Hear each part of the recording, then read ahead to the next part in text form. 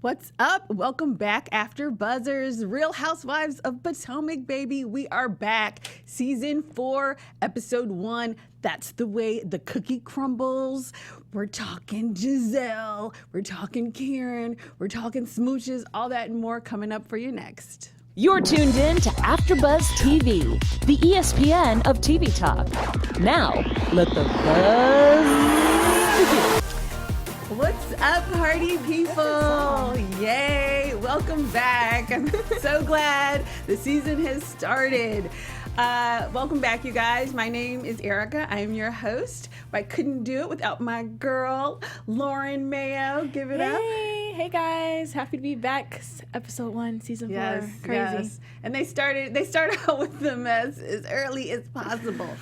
All right. So overall, what did you think about this overall episode? I thought this episode was packed full of drama. Like, they do not disappoint. The Real Housewives of Potomac, I feel like they had a slower start, but last season and this season, they're coming for Atlanta for sure. There's a lot more going on. I agree. The first season, I was kind of like, it felt like they were making up their storylines to some extent, but this year, over the years, they've kept it going. What did you think about the taglines? Did any of those really stand out? They all were kind of trash, except Ashley. Exactly. I was about to say, Ashley pulled them up, girl. Everyone's was just like, okay, that's all you have? Like, Monique, come on. Okay, first of all, Gizelle, are you still talking about being the talk of the town? Like, every year, her tagline is that same thing. Yeah. I totally agree with you. Ashley was my favorite. I kind of liked Candiace's one about the Prince Charming. Yeah, hers and was second. Her Sleeping Beauty is woke, especially since she's marrying somebody Caucasian. So I like that little spin on things there. Shout out to Candiace. But yeah, I absolutely thought Ashley's hands down was the most sort of creative and fun. I'm definitely going to use that as an Instagram caption. So I know, it was good. Right? And Robyn, yes, your hair is shorter. Okay, what do you think about her hair? I just don't like the ramen noodles look. Thank you. I was about to say it's shorter, but you might want to get it done. I just want it blowed out. It looks so good. Or wear it curly. Just wear it. Not ramen style. I love ramen noodles. Yeah. But as a hairdo, I totally agree. Ramen on Robyn. Exactly. All right. Special shouts out to Giselle's weave, which I think is always on point. And this season, she doesn't disappoint. What are your thoughts on Karen's blonde wig?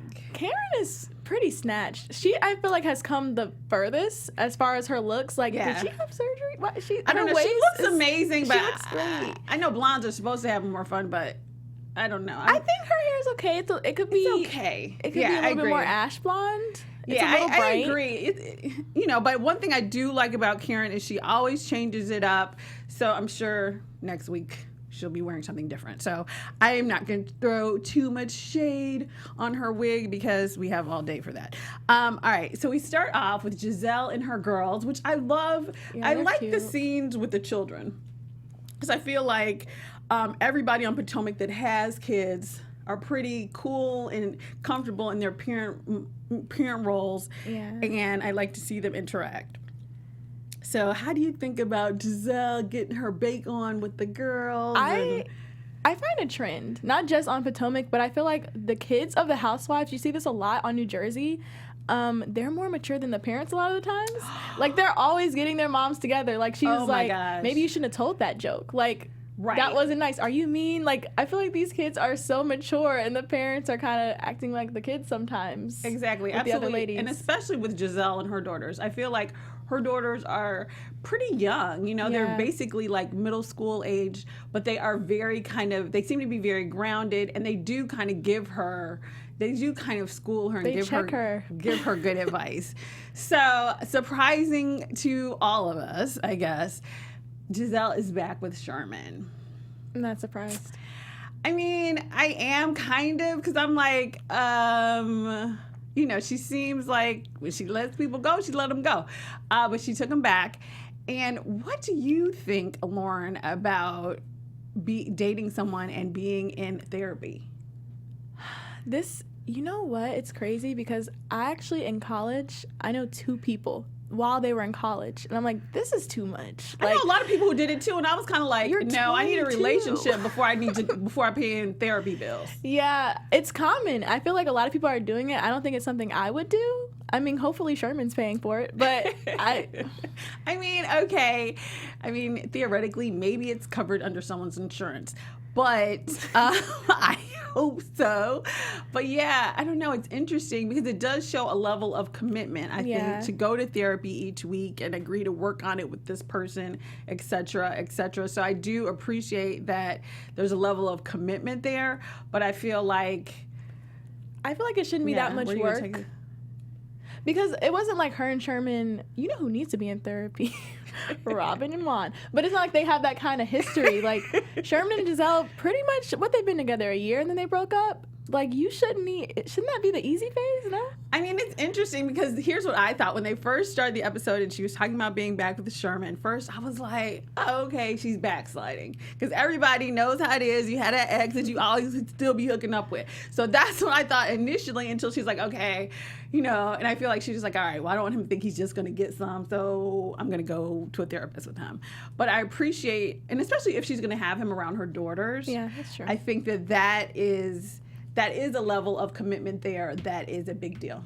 So, I mean, in that respect, I kind of respect what they're doing, even though I'm kind of like, all right, I don't know, maybe get a ring. Where is this Do you going? think that he asked her, like she said?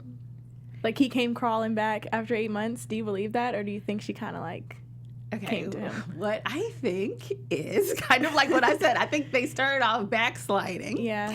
And then she was kind of like, and then if they were still hanging out and her kids were going to see it, that it has to kind of be like a real get back, a real reunion. Like, I wouldn't be surprised if he did call her first. I mean, she does have a huge ego, so it could go either way. You know what I mean? What do you think? Do you think... I think Giselle is extremely strategic, and I wouldn't be surprised if she definitely placed herself in certain situations so that he would see her. Oh, okay, wait. Time out. Ain't nothing wrong with looking too good when you know your ex is going to be around. Yeah. I mean, there's nothing wrong with that. But that's perfectly normal. I'm sure there was some walk by. She probably pulled that guy from, like, season 2, the short guy that she didn't really like. Exactly. He was cute, but he was a little short, and she made fun of him. Like, pull him by to, make him jealous. I definitely think Giselle probably, like, planned their get Giselle back. is definitely the one who probably wore those little snakeskin pants and then dropped something and bent down to pick it up. So the whole therapy thing, I think, is interesting. And so Giselle is now on this plight to make up with Karen. And because Karen didn't take too kindly to Giselle's sort of the whole implications last season about Karen and her money woes and did she really live in her house and all of that stuff. So I kind of appreciate that Giselle is making an effort, although, like, cookies isn't like a real thing. Like, I mean, they're good, but it's like, no, if you know you messed up, then you also, I think, need to accompany that with like something sort of more substantial in talking one-on-one. I didn't realize how bad it was until the playback. Like, when you see every petty thing Giselle did last season lined up back to back like that with nothing in between, it's like, yeah, Giselle, I wouldn't be talking to you either. Exactly. Shout out to the producers for the playbacks this episode. They were great with that. I agree. I mean, the whole thing, it was funny watching it, like with the t-shirts and stuff, but it's like, if you were really going through issues with the IRS and somebody showed up with a t-shirt dogging you, I wouldn't really call her a friend either. Although, I mean, that moment that they shared last year at the reunion when Karen is breaking down about the death of her parents, that seemed to really be authentic. You know what I'm saying? So do you think that Giselle really means this makeup, or do you think this is just her trying to, I think she does. I think it's really, I like them together. I like when they're friends. They seem to have fun. I think she does, but I think, like you said, she has an ego. So I don't see her saying, I apologize, please forgive me. That's not her way of apologizing, Giselle. I hope she does, because I think that's what Karen needs. But I don't see Giselle, like, laying it out. She's going to buy you stuff, or she's going to give you a gift, or she's going to try to show up, like she said, and act like nothing happened. But I don't see her humbling herself and ask, like, will you forgive me? Exactly. I don't see that coming. Exactly. And cut to, she bakes the cookies, which, okay, shout out to being cute and being able to bake. Yeah. I love that she can do both. And they showed some clips from her baking from before. So I'm like, oh, wow. Because at first I was like, oh, it must be a mix. But I think it's great that she can, she's cute, she's thin. I think Gizelle kind of has it together. I'm a Gizelle fan for sure. How are you just going to show up to somebody's house, though? Yeah, that's kind of the number one rule of things not to do. And I just wanted to shout out Ronnie Jr. randomly on our live chat. He's like going in. Hey, Ronnie. Hey, Ronnie. He says that Gizelle could care less about anyone who doesn't want to film with her. Simple. She's not pressed. So he's not buying it. Well, part of me is kind of like, is she really apologizing, or if she just wants better, she wants more people that will actually film with her. Yeah. I thought about that too. I was like, maybe she's just trying to make it, she is all about herself. I think she has some regrets, but I'm not quite sure yet. The way she's approaching it seems like she's like, oh, okay, my bad, as opposed to realizing that she really hurt her last season. And fundamentally, I'm not that person. You're not gonna just show up. Like, I'm definitely like, Karen is better than me, because like, if you out front, I guess we have cell phones now and stuff. I'm like, no, you're not getting in. I don't care whose kids made what. Like, no. Yeah, the kid ploy. They're not even little anymore. Like, she made it sound like it was like Monique's kids making the cookies. Like, those kids understand what's going on. Exactly. And truth be told, she would be embarrassed, because they'd be like, Ma, she wouldn't let you in. Like, dang. Although I will say this, okay, because I went to school in D.C. So, like, Great Falls and Potomac are not that close. So that is a trek. And I was like, how you going to drive that far and burn up all that gas and not, not at least text her like, oh yeah, I'm accidentally on purpose in Virginia.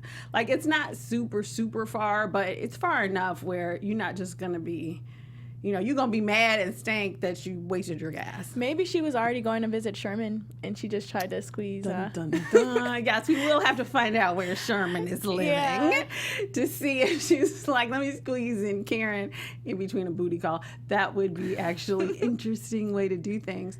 And I did see online that in Watch What Happens Live after the show that Gizelle was on tonight, and she actually said she just really was going to confirm that Karen actually lives there, which is kind of like... Not surprising.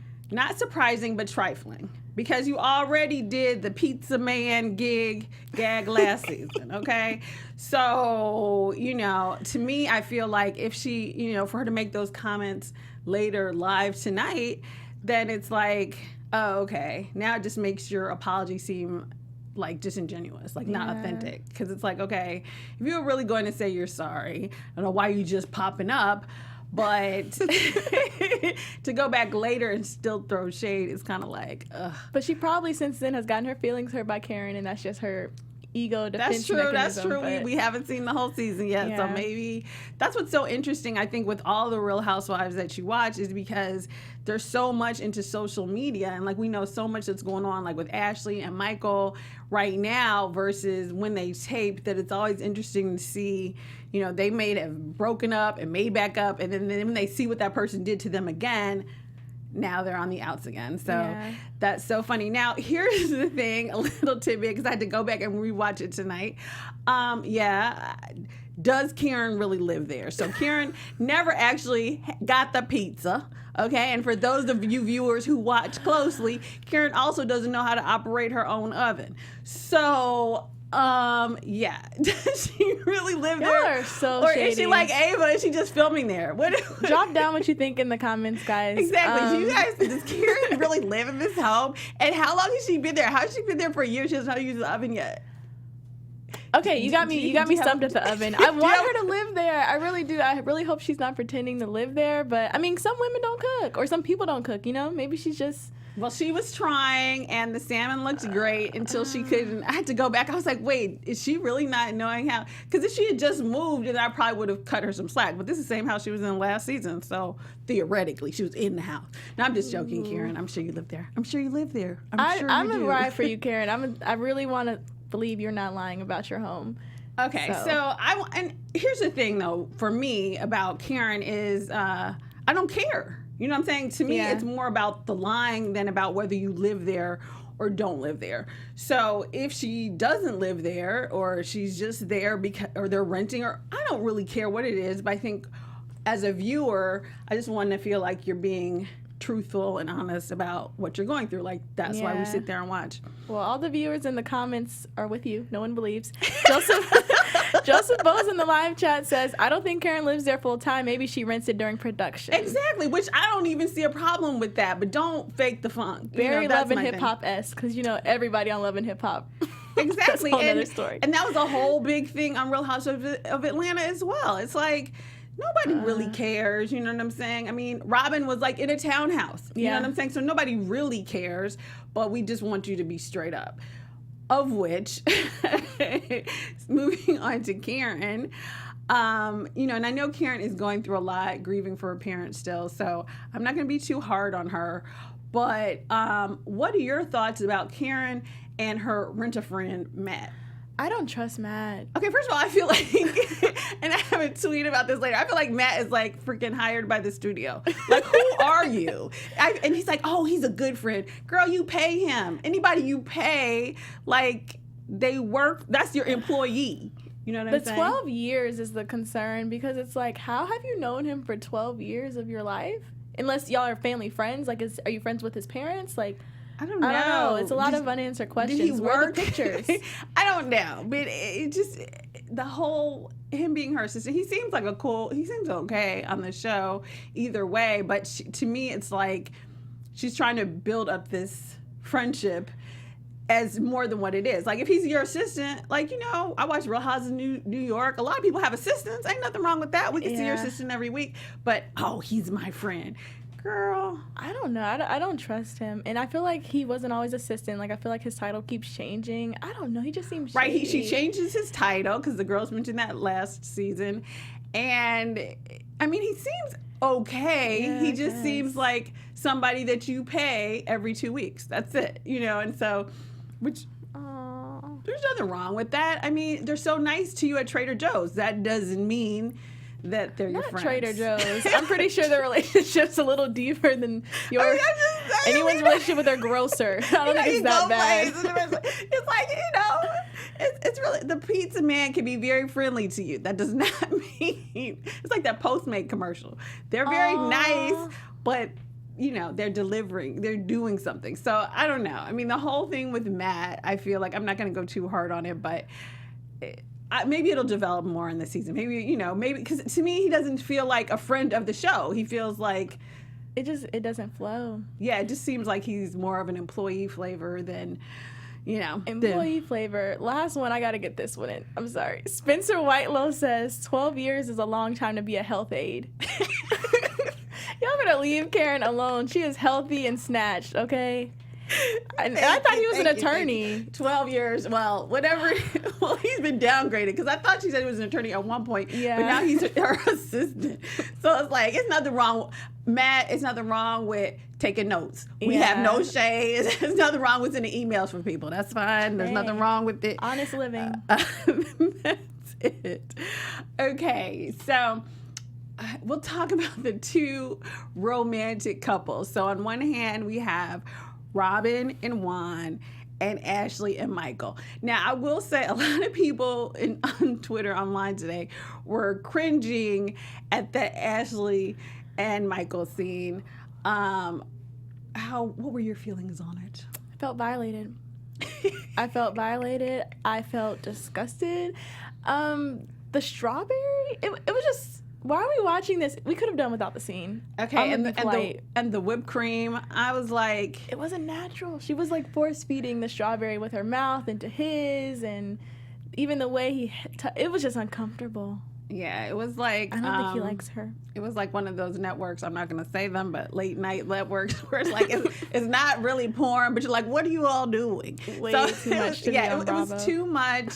I'm not sure if I'm ready just yet to see that much intimacy with Michael. So what's interesting, though, what I will say, the editors and the producer did a good job with kind of showing their sort of, to me, somewhat forced romance, split with the issues that he's going with, the sexual harassment and the sexual assault charges, which we all know now have been dropped. But it's interesting to see it play out sort of in real time, quote unquote. So that was interesting. How did you? Because to me, it made it even seem more forced, because it's like, okay, they know that this is coming, and I guess it has a lot to do with the editing, but it made it feel even more fake. I don't think it was just editing. Everything about it was just cringy and uncomfortable and just nasty. And what's so interesting is I know Ashley, even though she's, younger than the other women, she is getting older and she wants to have a baby so badly. But their relationship has been the most unstable and the craziest all over the seasons for her to just be.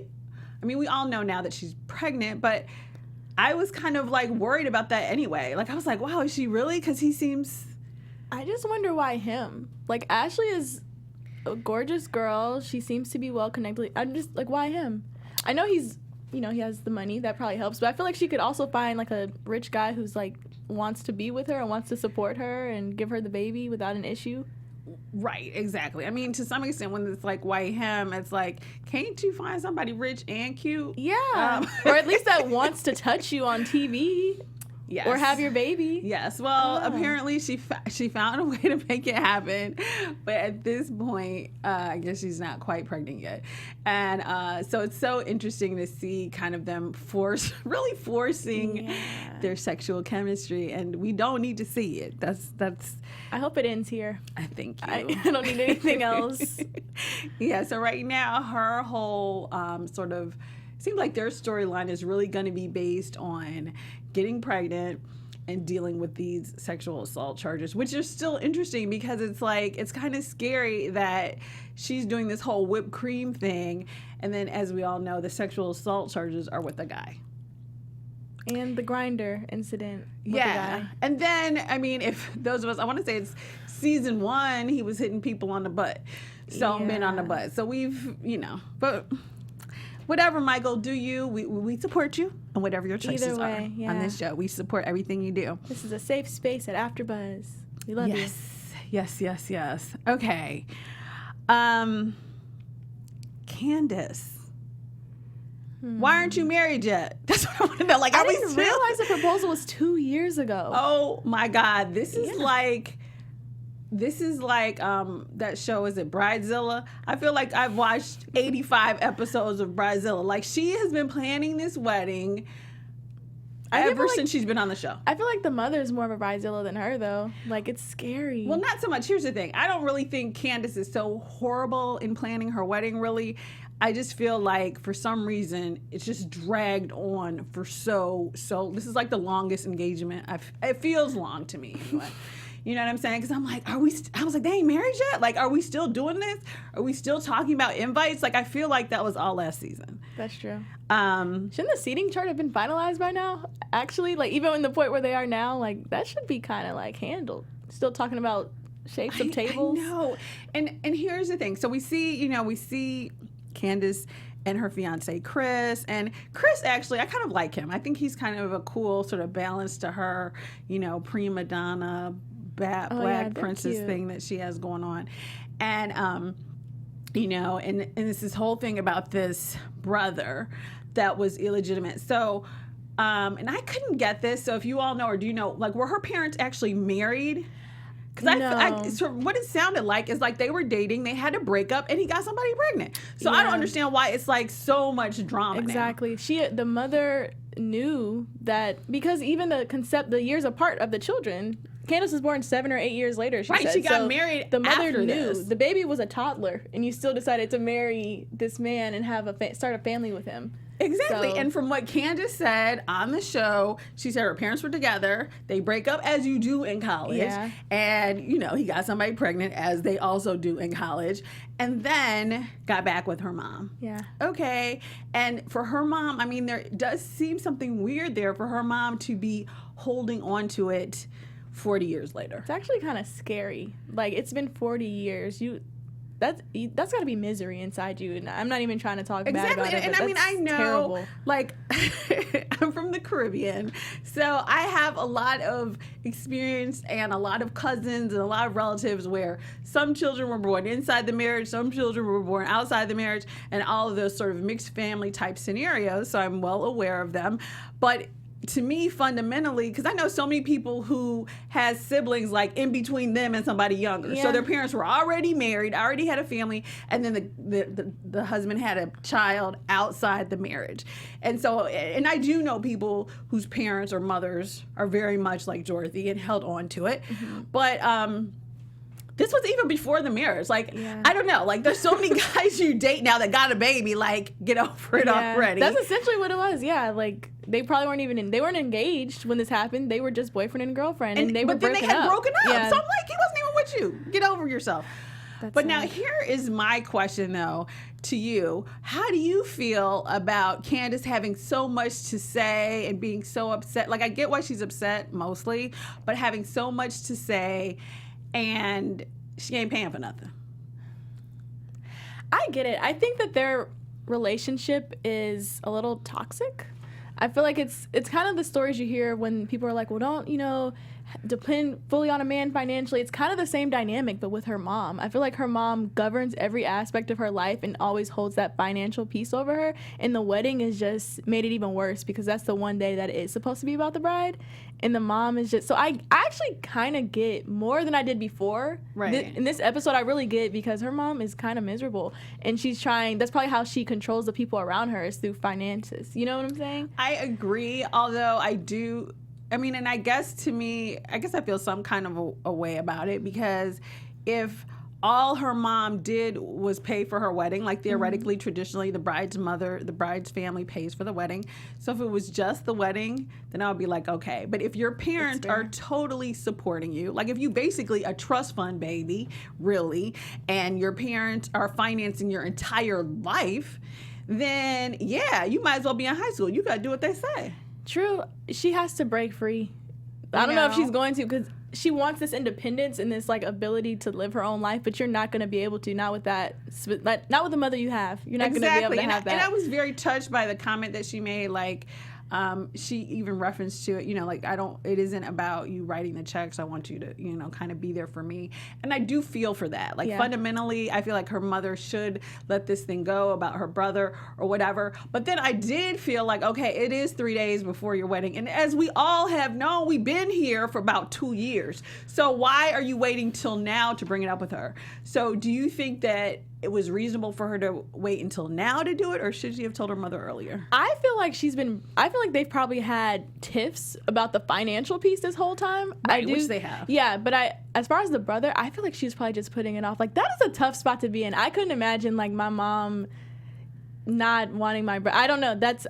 I couldn't imagine that. I could see, especially knowing their dynamic already, how she would just be like, I'm just going to act like this ain't going to happen. I'm just going to procrastinate until the point that I can't anymore. She definitely should have told her, but I see, like, knowing Candiace and what we see of her, I could totally see her just being like, I'm going to pretend, like, hopefully they don't see each other. And Chris was probably like, you need to tell your mom. Yeah. I mean, I kind of feel, I agree with you. Like, I think it's I can see both sides to it because to me, I feel like her mother had a point. How you going to tell me this the day before the wedding? Fair. And she's like, well, it's not tomorrow. Well, yeah, it's like 3 days away. Thank God. But it's like 3 days away. And, but we've been watching them plan this wedding, like, I hate to say it, but for me, ad nauseum. Like, it's been a long time coming. And so I feel like she could have, maybe she didn't need a storyline last season, but she could have addressed it, I think, before this moment. And especially since, part of me feels like, did you wait this long because you were afraid your mom wouldn't pay for stuff? Because if her mom was like, well, I'm not going to pay for it if he comes, and, but now it's too late for her to do that. You know what I'm saying? So part of me feels like that may be why she waited. But then I kind of feel like, man up, Candiace, or woman up or whatever. And if your mom was like, no, I'm not going to pay this if you invite your brother, then show us the woman that you really are. I didn't even think about that. You and Rodney in here, y'all just opened up my eyes to everybody. I didn't think about that. Maybe she was battling whether she wanted to invite the brother or not, too. That could have been part of the delay. Yeah, maybe, but it seemed like she had decided. Yeah. But I do feel like her mother had a point about the last minute. Yeah, for sure. You know, to some extent. Now, before Candiace met with her mom, we also saw this scene between Candiace and Karen that I actually really, really liked. And I basically really like Karen a lot, the grande dame, regardless of her, like, you know, faking the financial stuff. I do like her character, and I like that she came from, you know, meager beginnings and, you know, married somebody rich. That's what we all dream to do. Well, maybe you guys don't. Cinderella story. Maybe you guys don't, but I do occasionally. But I really did like her, how she was kind of being supportive of Candiace and kind of, you know, stressing to Candiace that you need to go out and kind of, you know, spread your wings and not carry your mom's burdens. Yeah. What were your thoughts about that particular scene? I think Karen and Chris are great people for Candiace to have in her life because they both kind of said the same thing. You're carrying way too much of your mother's baggage. And I think she needed to hear that. But, I mean, Karen's a really good friend. You can say what you want about Karen, but when she's your friend, she really does ride or die. She checks up on you. Like, Karen is a good friend, probably one of the better friends that we see on the show, at least from what I've seen. But I liked the conversation. I just want Candiace to rip the Band-Aid of the mom, maybe after the wedding, because then it's just going to continue. I don't know. I don't recall. Candiace, get a real job, and then you'll rip that Band-Aid that much easier. Well, yeah, that. Like, I mean, that would help. Work with they own a restaurant, right? They can do, you'll have to definitely have meager Well, yeah, means, like her husband, or her fiance, her soon-to-be husband, yeah, he does own the barbecue place. But I feel like she needs to have something of her own. Well, she has the hair company.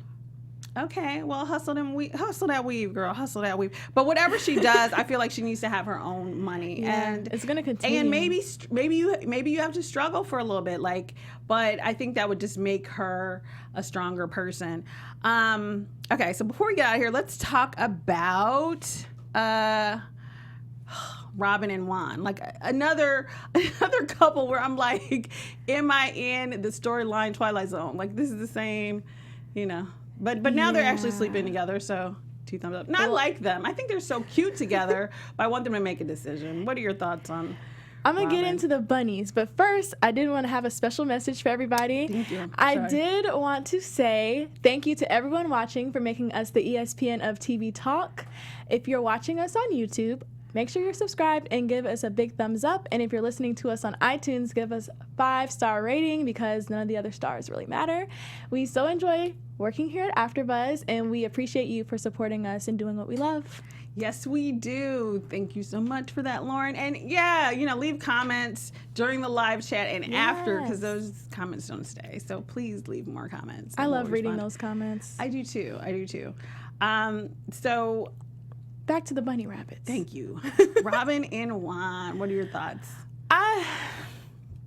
They're stressful. What are we doing, Robyn? What are we doing, Juan? It's just the same place we've been from season 1. Like, I guess now that they're having more sex, because they were having sex before. Yeah, they've always been sort of off and on or whatever. So yeah, I agree. I mean, it's always been like, you know, and now one thing I can say is this is one of the few scenes I've seen where they really seem to actually have some real chemistry together. No matter what her hair looks like, they definitely had chemistry together. Robyn or not, he likes it. Exactly. If you like it, Juan, we love it. So, so they did seem to have some little chemistry going there.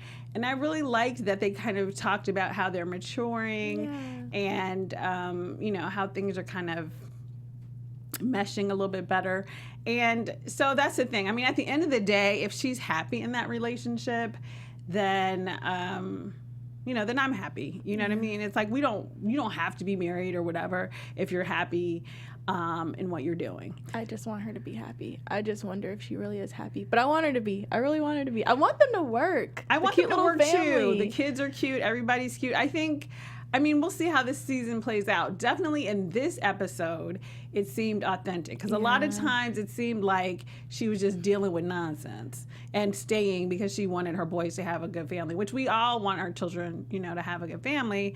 But it's like in other seasons, she did sort of seem miserable.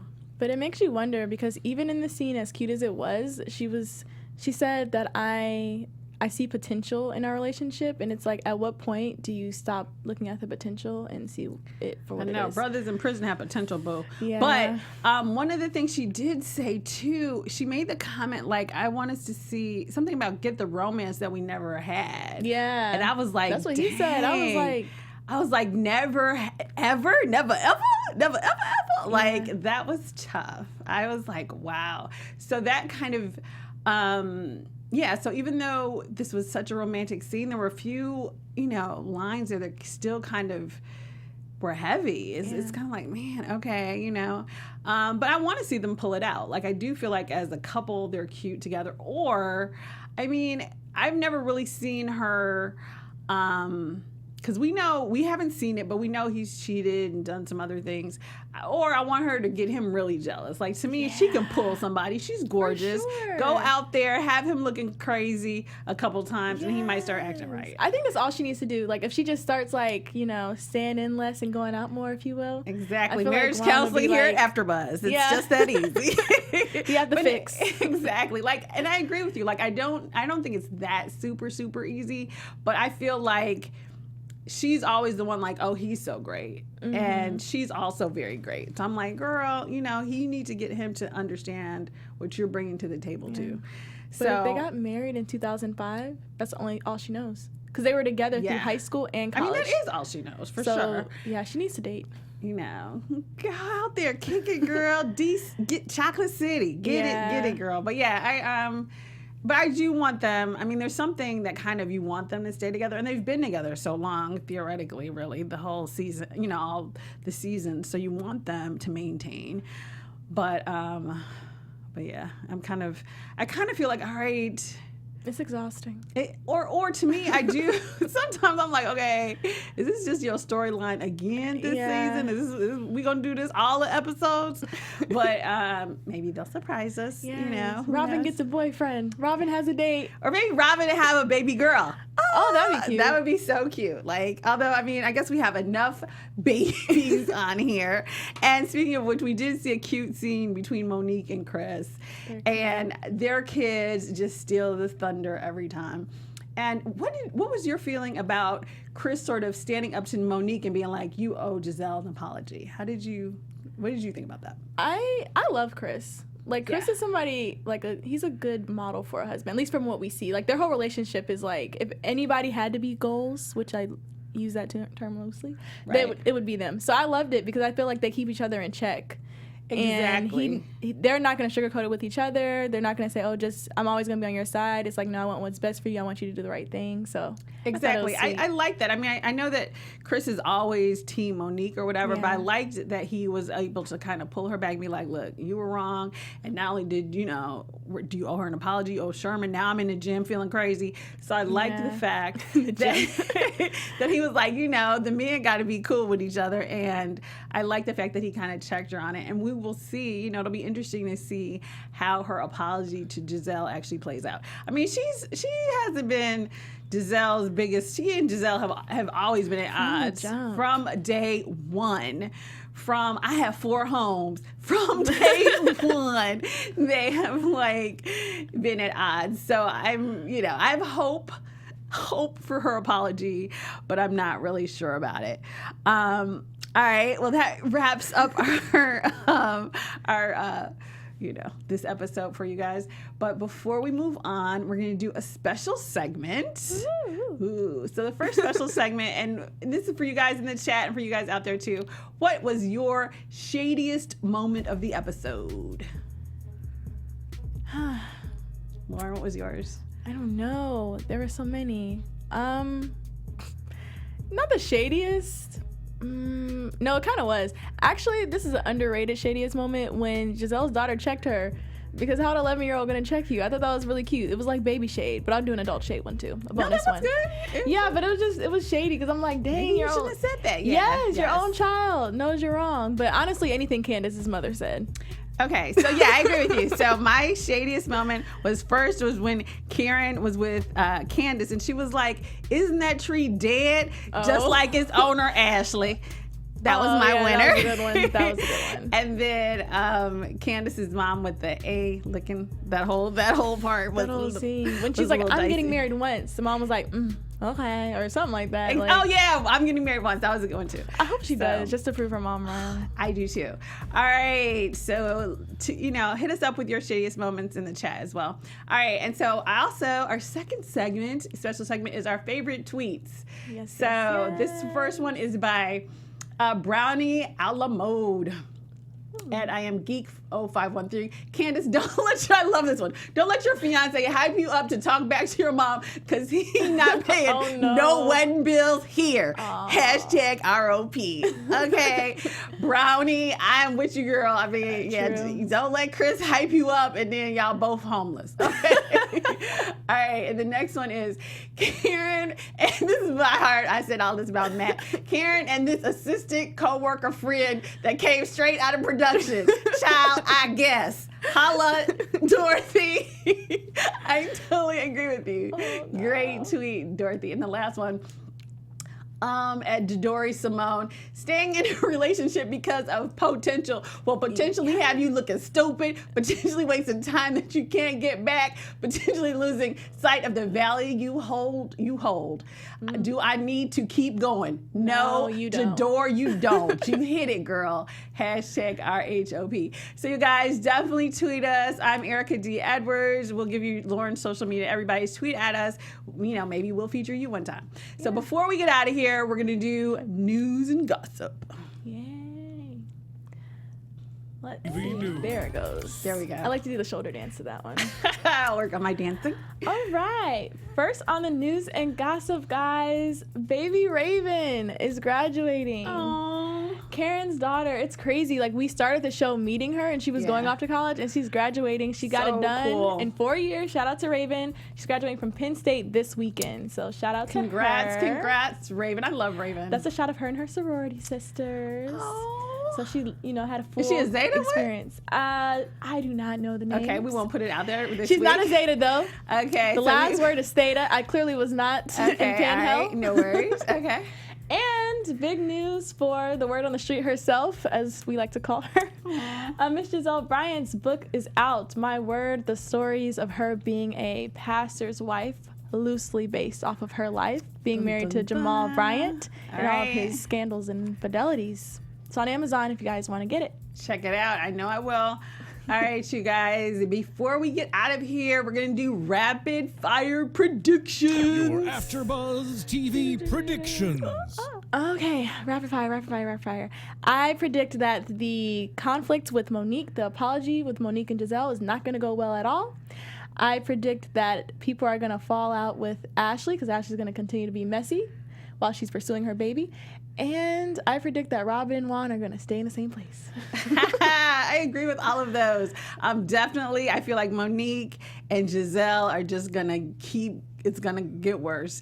I think Monique and Ashley are going to have a battle of the baby bumps. So the two pregnant women are going to go at it.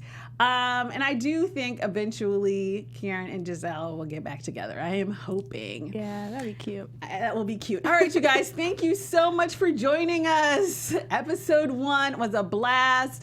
Again, I am your host, Erika Edwards. You can find me on all of my social media at Erika, ERIKA, as in door, Edwards. And where can we find you, Lauren? Hey guys, you can find me on Twitter at LowOutLoud, and you can find me on Instagram at LaurenOutLoud, and on YouTube because I'm a YouTuber at Lauren Mayo. Oh, cool. All right, you guys. Ciao for now. Bye, guys. Bye. See you next week.